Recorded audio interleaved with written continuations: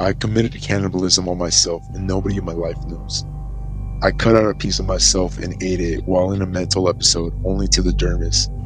I have a large, unnaturally geometric scar which I explained away as an accident which I somehow believed. I have urges to consume myself and I haven't told anyone in my life this. I've eaten parts of myself twice and I haven't told anyone in my life. How am I supposed to tell people that I actually got so mentally bad that I ate myself? And I've been lying about it for a long time. If I tell that to a doctor, surely they'll lock me away.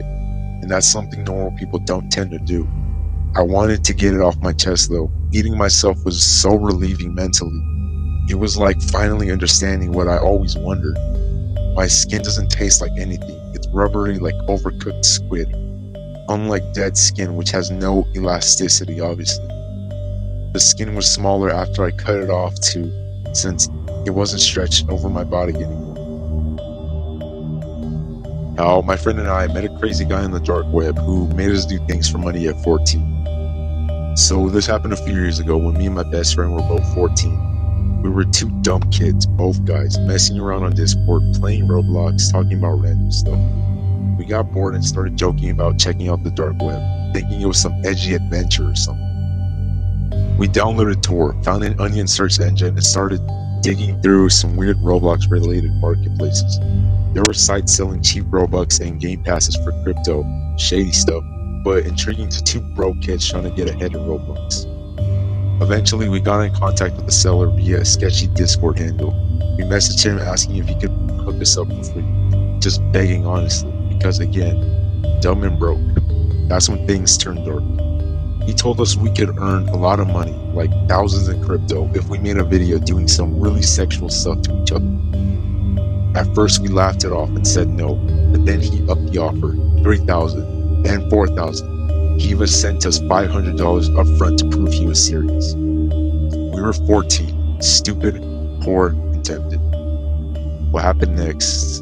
He made us put our magic wands in each other. He made us give each other head and finish. I won't go into more detail, but there was more. But we crossed the line we never thought we would.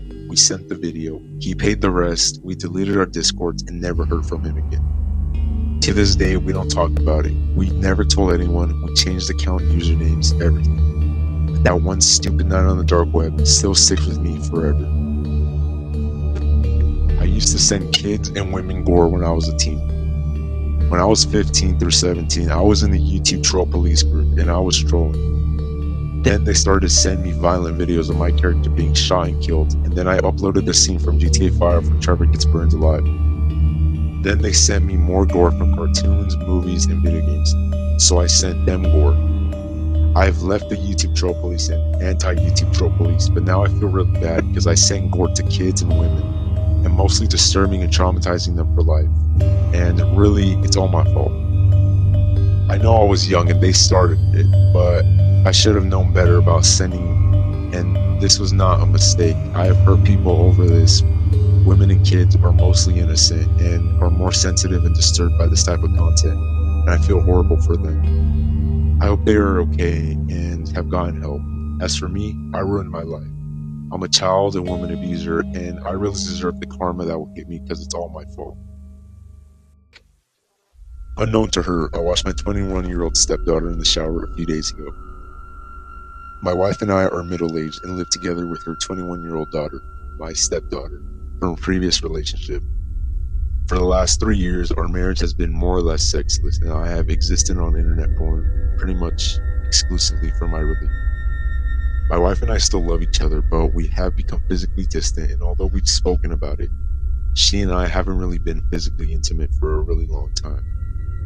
I don't know the underlying reasons why. This is hard to confess to. For the last 2 months, I have become nearly obsessed with seeing my stepdaughter naked. 3 nights ago, my wife came home exhausted from work and fell asleep on the bed. My stepdaughter being in her room, within half an hour, she went to the bathroom where I heard the shower running. Prior to this, I had examined the bathroom door and found that it was slightly warped at the top and offered a view into the bathroom directly onto the shower area. I gave her about 2 minutes and stood on the chair outside the bathroom door, being as silent as I could, and there she was, naked in the shower. Her body slim, her dark hair and eyes contrasting against her pale skin. Her breasts were perfect, firm and pointed, and my eyes were always drawn back to the natural dark hair between her legs. It was incredibly sexually exciting. I was nervous as hell, but I could not look away. Eventually, nerves got the better of me and I stood down, but I was back within 2 minutes after I found my wife still fast asleep. I watched her again for 2 or 3 minutes until she finished showering. Her body entranced me as I tried to commit to memory. My eyes always drawn back between her legs to her most private place. Throughout, her face was entirely neutral and blank. She didn't suspect a single thing. When she turned the shower off, I moved away quickly and quietly and went to our other bathroom where I sexually relieved myself again. Afterwards, the post-orgasmic sadness caught a hold of me like never before. I knew what I was doing. It was no accident. I felt such regret and such overwhelming guilt, but my lust was too much. Within an hour, I masturbated again, playing the scene of her over in my head again. When I went to bed, I could barely sleep for my excitement. I have betrayed them both. In silence and without witness, I have broken the safety of my home through a truly basic lust I feel towards a young woman who has entirely placed her trust in me for providing a safe place to live. She suspects nothing. My wife suspects nothing. But I have intruded upon her, and I will probably do so again. I am a foul person. I once rolled a pube dupe for someone and watched them smoke it. When I was 16, I did something terrible that has been on my chest. I notice I think about it a lot. I lived in an unstable family growing up, so I left when I was 16 and moved into my friend, who lived in his own apartment due to living in an unstable family as well. My buddy would bring some of his friends over to hit smoke sessions, and some of the friends were my friends as well. There was this one guy who was always clueless to behavior, and in many ways we bullied him. In a way that didn't really seem like it was bullying, but it definitely was. He was just too clueless to realize it. We'll call this guy Tom. So one time, all 6 of us, excluding Tom, were hitting a sesh, and Tom asked to come chill, so we said yes. Before we got to our place, my one buddy suggested we all go into the bathroom and shave some of our pubes and roll it into a joint.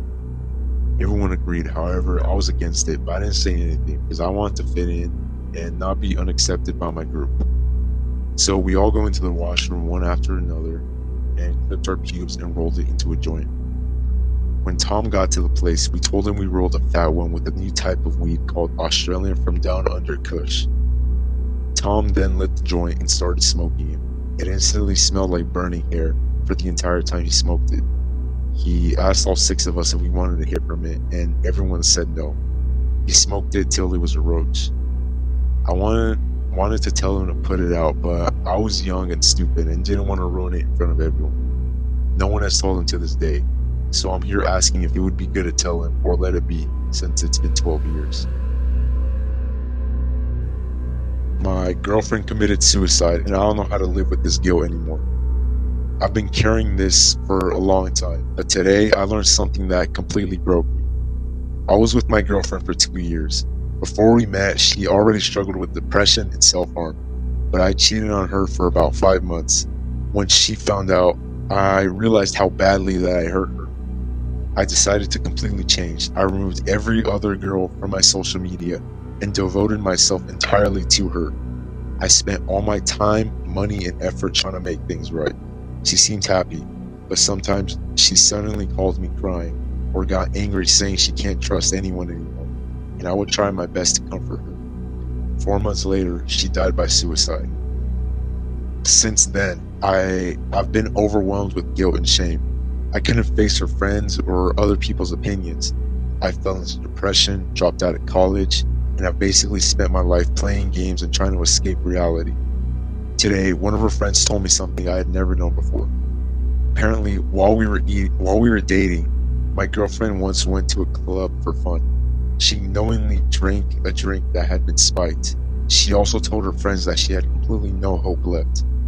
Learning this today has completely shattered me.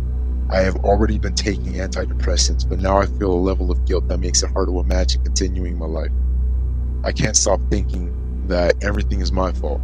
I don't know how to live with this guilt anymore. I don't know what I'm asking for. I guess I just want to know if anyone has ever survived something like this, because right now I honestly don't know how to keep going.